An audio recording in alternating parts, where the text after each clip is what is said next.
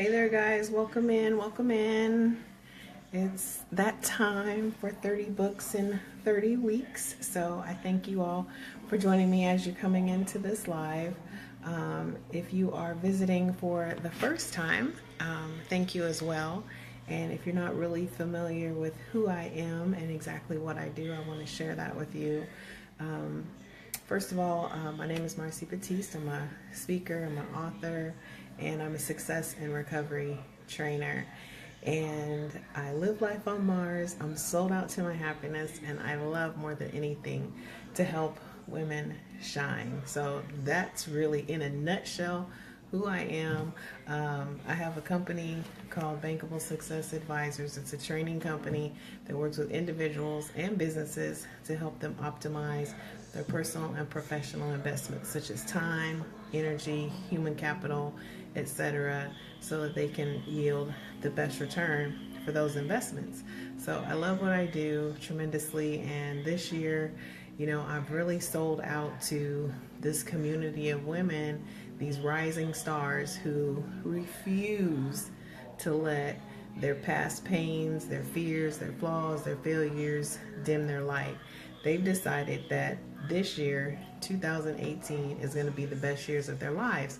And so it's exciting for me to be able to partner with them on their journey, to give them the tools that they need to be successful in doing that. And then the thing that I love the most about it is because when they get better, they're able to help other people. And so it just spreads outward, and pretty soon everybody shines. So that gives you guys an idea of who I am. Make sure you invite some people in tonight. We're doing 30 books in 30 weeks. We're on week 6, and this week we're focusing on this little book right here. It's called When God Winks. It's by Squire Russell, and it's a book that talks about how the power of coincidence actually manifests itself in our lives, and oftentimes it goes unlooked, unchecked. We don't pay attention to it until it's too late. And so those God winks are these things that we perceive to be oftentimes coincidence. And they're not coincidence at all. They are really, truly God, the universe, whatever your higher power is, that is your higher power sending you the answer through an opportunity. And I was sharing last night that we have this little thing. It's called intuition, and intuition helps you to decode whether it's truly a God wink and it's really an opportunity that you need to pursue, or whether it's something that's intended to be a test, intended to stretch you, intended to challenge you. And when you get that feeling, that intuitive feeling that says, I need to go in on this, I need to go for this.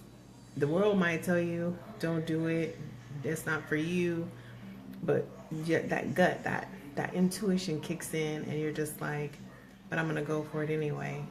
And then it works out. You're like, oh my gosh, like, who knew that coincidence was gonna happen?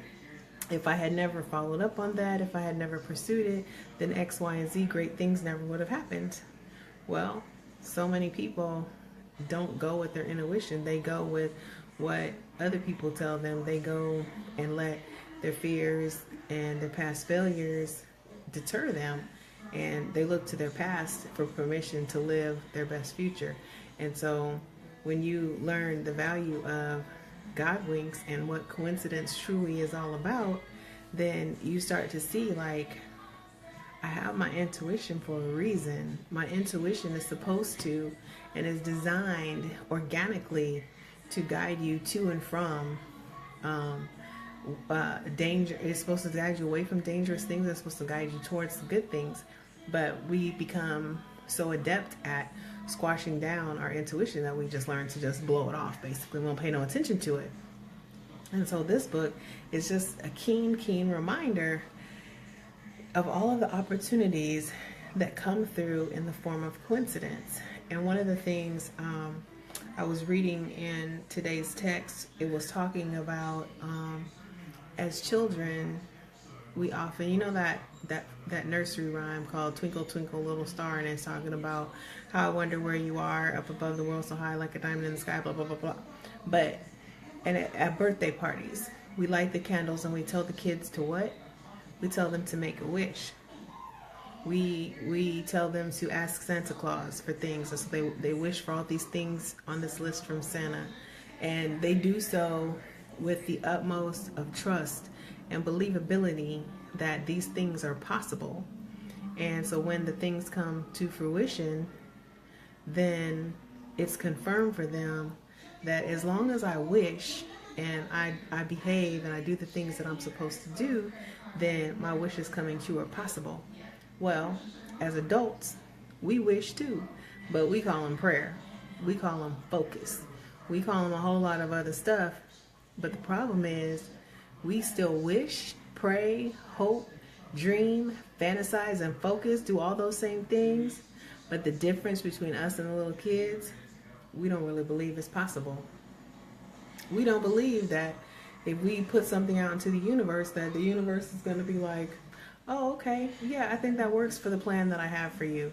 Because remember, your plan, your footsteps were already ordained when you arrived here. You had your assignment before you had your placement.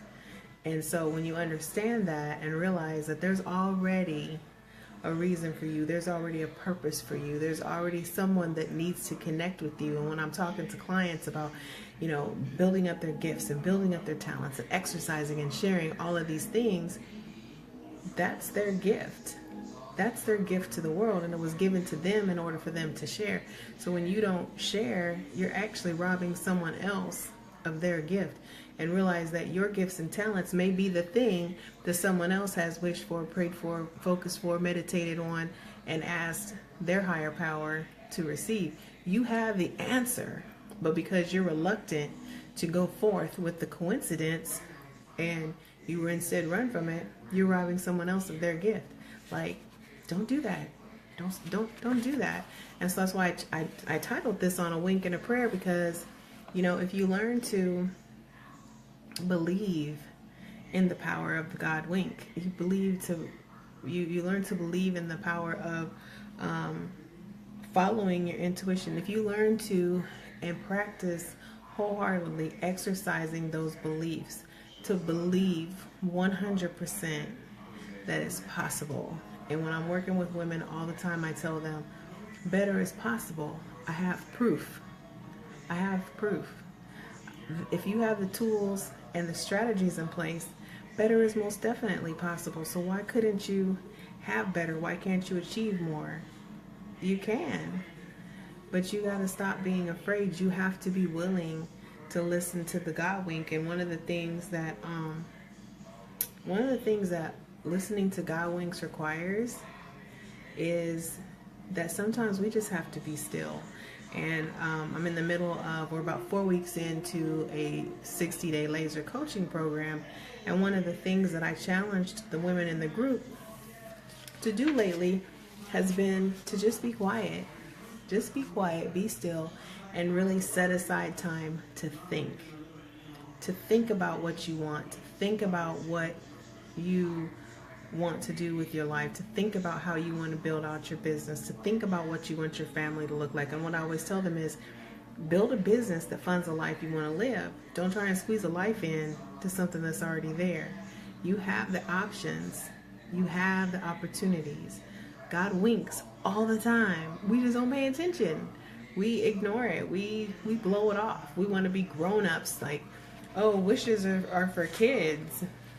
Well, if a wish and a prayer is kind of the same thing, then shouldn't we believe? But see, the problem is we've conditioned ourselves out of our own belief systems. We've conditioned ourselves to be disbelievers, unbelievers, whatever you want to call it. Like, you've taught yourself over the years that it's not up to a higher power. We tell ourselves, oh, we're going to pray on this or we're going to whatever, but then we continue to worry. And one of the things that I always talk about is that prayer and worry cannot reside in the same space. So if you're going to have faith, if you're going to say, I believe in the higher power, then why wouldn't you believe in the wink? Why wouldn't you believe that better is possible? I mean, if you pray for it, wouldn't you believe in it? And so then when we pray for stuff and then we still don't believe and we still worrying and concerned about them, that's just like saying you don't really have faith that God has the power to do all the things that he needs to do. That's kind of messed up. But then we'll be the first person to want to run to him when stuff gets bad. And I'm convinced, because my relationship with God is like, that's my father. So I'm convinced that he be sitting back like, I tried to tell you, I sent you a wink 3 weeks ago. I sent you the information that you needed to prepare for this before the challenge and the obstacle ever even happened. But we don't pay attention. We don't want to get still enough. We don't want to get quiet enough. We don't want to be alone in our thoughts. We want to always keep moving and keep talking and keep planning and trying to do it our way, when if we would just slow down and live in faith, live with faith, in faith, with our beliefs, and take that time, invest that time in just being quiet, so that when a wink happens, you see it, you feel it, you can experience it, and more importantly, you can act on it.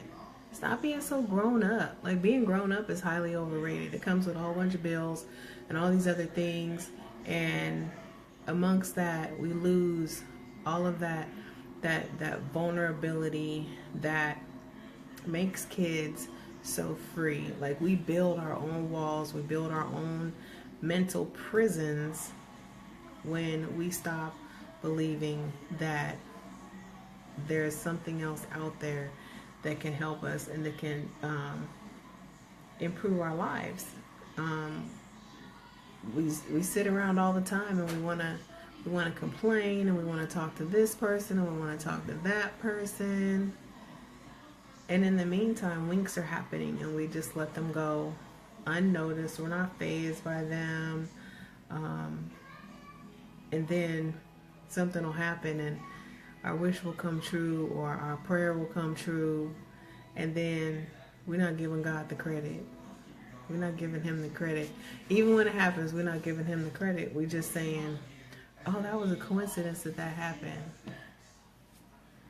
Who's the creator of coincidence? God winks. Be still. Pay attention. Live on a wink and a prayer. It's pretty cool. All right, that's my message for tonight. So I hope you guys have had an amazing night. As always, I thank you for joining in. I thank you for sharing the video. I love you all. I appreciate you tremendously. And as always, more than anything, thanks for living life on Mars. And we will talk tomorrow night for 30 books in 30 weeks and get our personal development fix. All right, y'all have a great one. Talk to you soon.